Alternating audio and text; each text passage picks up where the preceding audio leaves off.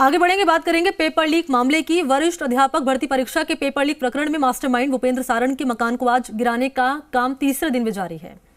जयपुर विकास प्राधिकरण की ओर से सुबह अवैध निर्माण ध्वस्त करने की कार्रवाई शुरू हुई। जेडीए की टीम रजनी विहार में मकान के अवैध हिस्से के ऊपर की 2 मंजिलों को गिराने का काम कर रही है और आज तीसरे दिन भी मैनुअल तरीके से पोकलेन मशीन से अवैध निर्माण को ध्वस्त किया जा रहा है।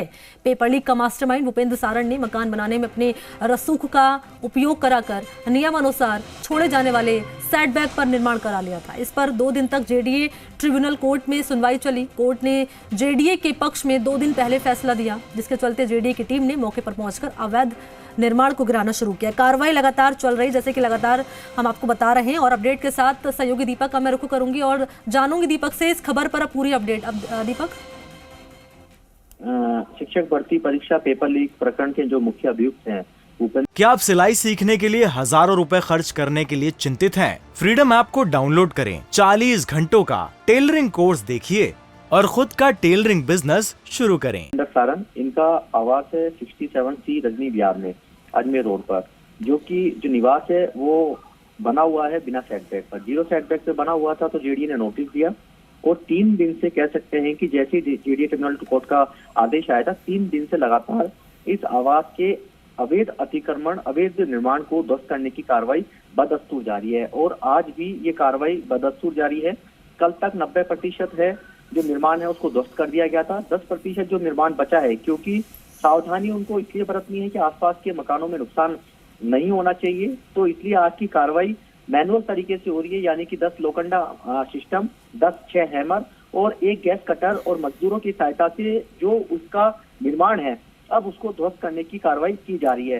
ध्वस्तीकरण की कार्रवाई में साथ में सुरक्षा की दृष्टि को पूरा तरीके से। दीपक, कल सूर्यास्त होने के चलते कार्रवाई बीच में रुक गई थी, जो कि आज फिर से शुरू हुई है, तो क्या लगता है कि आज इस कार्रवाई को पूरी तरह से अंजाम दे दिया जाएगा? देखिए, बिल्कुल आज शाम का वो समय होगा जब सूर्यास्त से पहले इस कार्रवाई को पूरी तरीके से ध्वस्तीकरण करके और जेडीए आज राहत की सांस लेगा, क्योंकि 2 दिन से यानी कि जेडीए ट्रिब्यूनल कोर्ट से जब से फैसला आया है उसके बाद से लगातार जेडीए का बुलडोजर है जारी है। उनकी जो टीमें हैं पूरी तरीके से वहाँ मुस्तैद है, साथ में आसपास के जो थानों की पुलिस है वहाँ पूरी तरीके से मुस्तैद है। मुस्तैद इसलिए है क्योंकि न्यूसेंस नहीं फैले, लॉ एंड ऑर्डर की स्थिति नहीं बिगड़े, कोई वहाँ पर ऐसे लोग नहीं आ जाए जो उत्पात मचाएं। तो इस तरीके से लॉ एंड ऑर्डर की स्थिति से, सुरक्षा की दृष्टि से, साथ में आसपास में जनहानि नहीं हो, इस दृष्टि को ध्यान में रखते हुए ये कार्रवाई को अंजाम दिया जा रहा है। आगे के 15 फीट का जो सेटबैक है उसको ध्वस्त किया गया, साथ में पीछे का जो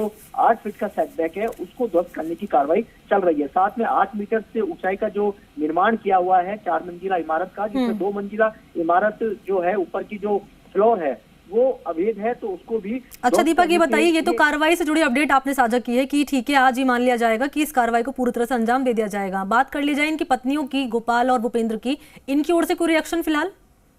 देखिए, ये कल सुबह जरूर मौके पर जमानत मिलने के बाद पहुंची थी। ये भी अभियुक्त है। ये अभियुक्त इसलिए है कि जब पुलिस ने दिसंबर महीने के लास्ट वीक में दबिश दी थी पेपर लीक के मामले में इस रजनी विहार के 67C में, तो इनकी पत्नी भूपेंद्र सारण की पत्नी एलची और जो गोपाल सारण है भूपेंद्र सारण के भाई, उनकी पत्नी इंदुवाला को जो फर्जी डिग्रियों के साथ में पकड़ा था, तो उनकी कल जमानत हुई थी। वो पहुंची थी, अपने रिश्तेदारों के साथ पहुंची थी, अपने भाई के साथ पहुंची थी, और जो वहां से सामान उनके मकान में रखा हुआ था, जो कीमती सामान है, चाहे उनके वो गाड़ी है, चाहे साइकिल है या अन्य जो कीमती सामान है, उन्होंने वो अपने जहां उनके जगह रखी थी कमरों के अंदर, उनको निकाला और अन्य अलग अलग संसाधनों के जरिए वो अपने साथ वो ले गए। उनका रिएक्शन ज्यादा कुछ नहीं बोल पा रही थी वो, लेकिन इतना जरूर था, वो बोल रही थी कि मुझे ज्यादा जानकारी नहीं है, क्योंकि ग्रामीण परिवेश से हो सकता है वो आती हो, इसलिए झिझक रही हो बात करने से। लेकिन हमने पूछा कि याचिका जब आपने इस आशियाने को बचाने के लिए लगाई थी, तो क्या आपने जेल के अंदर से साइन करके अपनी याचिका पर साइन करके भेजे थे? तो वो ज्यादा जवाब नहीं दे पाई थी। तो क्योंकि जो इस आशियाने 67C नंबर का जो आशियाना है जिस पर बुलडोजर गजर रहा है, इसको आशियाने को बचाने के लिए गोपाल सारण और भूपेंद्र सारण की जो ठीक है पत्नी, दीपक। जो कि कह सकते हैं कि जेल में थी, इनकी ओर से जेडी की ट्रिब्यूनल कोर्ट में याचिका लगाई गई थी कि वो निर्माण ठीक है जो बिल्डिंग बॉयलॉज है उस तो लब्बुल अनुसार- आप यही है दीपक कि कुल मिलाकर इस कार्रवाई को अंजाम पूरी तरह से आज दे दिया जाएगा, क्योंकि कल हमने देखा था सूर्यास्त के चलते इस कार्रवाई को बीच में रोक दिया गया था। आज सुबह फिर ये कार्रवाई शुरू हुई है और दीपक ने जानकारी साझा की कि आज इस कार्रवाई को पूरी तरह से जेडीए की ओर से अंजाम दे दिया जाएगा। दीपक, शुक्रिया आपका। अगली खबर, क्या आप सिलाई सीखने के लिए हजारों रुपए खर्च करने के लिए चिंतित हैं? फ्रीडम ऐप को डाउनलोड करें, 40 घंटों का टेलरिंग कोर्स देखिए और खुद का टेलरिंग बिजनेस शुरू करें।